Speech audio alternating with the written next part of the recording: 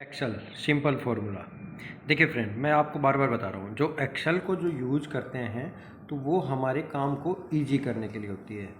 यानी कि जो भी आप डाटा वगैरह बनाएंगे, जो एक्सेल में फाइल में बनाएंगे, वो बहुत ही जल्दी आप उसको वेरीफाई कर पाएंगे, बहुत जल्दी उसको चेक कर पाएंगे। इसलिए हम एक्सेल का यूज़ करते हैं। तो आज मैं आपको बताता हूँ डाटा को कैसे फ़िल्टर करते हैं। यानी कि आपको जो भी डाटा देखना होता है, अगर देखना चाहें तो 1 सेकंड के अंदर आप कैसे देख पाएंगे। ओके, तो मैं स्टार्ट करता हूँ। पहले देखिए, मैं टेबल को सिलेक्ट करता हूँ।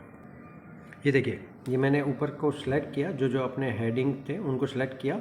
उसके बाद मैं यहाँ पे जाता हूँ डाटा के ऊपर। ये डाटा के ऊपर जब आप डाटा में जाएंगे तो डाटा में जैसे जाते हैं यहाँ पे फ़िल्टर लगा देते हैं। ओके, ये मैंने फ़िल्टर लगा दिया। ये देखिए, इस तरह के निशान आ जाते हैं आपको। ओके, अब देखिए, यहाँ से आप कुछ भी चेक कर सकते हैं। लाइक यहाँ से आपको, जैसे ये मेरे पास बहुत छोटी टेबल है, इसमें आप क्या करते हैं कि डायरेक्ट वो चेक कर सकते हैं।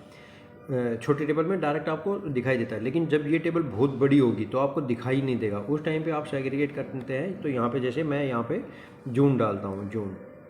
ओके, तो जैसे जून और जुलाई आ गया। अगर मेरे को ये डाटा देखना है तो देखिए, मैं ऐसे टिक करूँगा, इस पर क्लियर करूँगा, जून और जुलाई का डाटा आपको आ गया।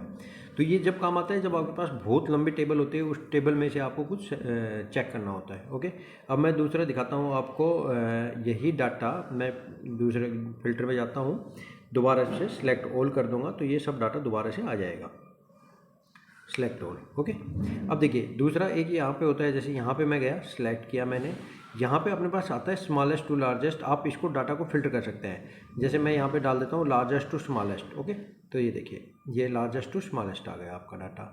ओके, लार्जेस्ट मतलब बड़ा ऊपर, छोटे नीचे आ गए। ठीक है, अब दूसरी चीज़ दिखाता हूँ मैं आपको। जैसे डाटा हो गया ये, आप शॉर्ट बाय कलर भी कर सकते हैं अगर आपने यहाँ पे वो कर रखता है। एक दूसरा सबसे इंपॉर्टेंट दिखाता हूँ, नंबर फिल्टर। ओके, यहाँ पे आप जाएंगे, यहाँ पे आप देखिए, अब यहाँ पे आपको अपने पास बहुत बड़ी टेबल है, बहुत बड़ी टेबल है। उसमें से आपको क्या देखना है, जैसे मैं यहाँ पे देखता हूँ ग्रेटर देन। ओके, मैंने ग्रेटर देन का फॉर्मूला लगाया यहाँ पे। अब मेरे को सेल में देखना है ग्रेटर देन। ओके, तो मैं यहाँ पे लगा देता हूँ कि 65, ग्रेटर देन 65,000 और ग्रेटर देन 60,000। ओके, तो मैं यहाँ पे लिखता हूँ ग्रेटर देन 60,000, 60,000। ओके, ये मैंने देखिए, ये यहाँ पे ऑटो फिल्टर किया, show row where is greater than 60,000। Okay, और ये देखिए, मैं अब इस पर ओके का दबा देता हूँ। ये मैंने ओके किया तो आपके पास जो सेल डाटा आया वो ग्रेटर देन आ गया, यानी कि 60,000 से ऊपर का। ओके, इसी तरह से आप यहाँ पे, अब मैं दोबारा से सिलेक्ट कर लेता हूँ टोटल को। ये मैंने दोबारा सेलेक्ट कर लिया। अब फिर दोबारा जाइए, लाइक मेरे को रिजेक्शन का देखना है। कई बार हम क्या करते हैं, जब कंपनी वगैरह में काम करते हैं तो वहाँ पे आता है, कस्टमर की तरफ से क्वेश्चन आता है कि जो भी आपकी ग्रेटर देन 0.5 है या एक क्राइटेरिया डिसाइड होता है, इससे ऊपर का जो रिजेक्शन होता है उस पर आपको एक्शन प्लान देना है। ओके, तो हम यहाँ पे कैसे सेग्रीगेट करेंगे, यहाँ पे गए नंबर फिल्टर पे ग्रेटर देन पे जाएंगे। ग्रेटर देन यानी कि अब मेरे को यहाँ पे जैसे कस्टमर ने मेरे को टारगेट दिया कि 0.20 से अगर जो भी ग्रेटर देन होगा उस पर आपको काम करना, तो मैंने यहाँ पे 0.20 किया, देन मैंने ओके कर दिया।